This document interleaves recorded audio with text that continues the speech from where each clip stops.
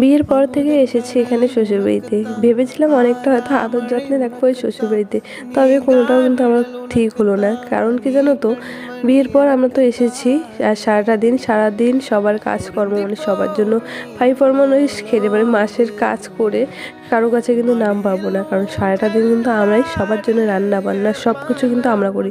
তারপরেও কখনো বলবে না যে আমরা এটা করেছি। তারপরেও দেখবে স্বামী স্ত্রীর মধ্যে, মানে আমাদের দুজনের মধ্যে একটু কিছু খুঁটাখুটি হলেই মা কিন্তু চলে আসবে, বলে দেবে যে কি করেছে, আমার ছেলেকে আমার থেকেও বেশি ভালোবাসে না। তারপরেও কিন্তু কখনোই আমাদের নাম হবে না যে আমরা সারাটা দিন খেটে সবার খেয়াল রাখি, কিন্তু আমাদের খেয়ালটা কে রাখবে বলো? যদি আমাদের খেয়াল স্বামীরা একটু বেশি রাখে, দেখবে শাশুড়িদের মানে চোখে যেন একদম জল এসে যায়, কতটাই না কষ্ট পেয়েছে তারা।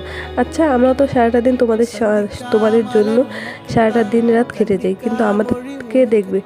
আমাদেরকে তো দেখার মতো কেউ লাগবে।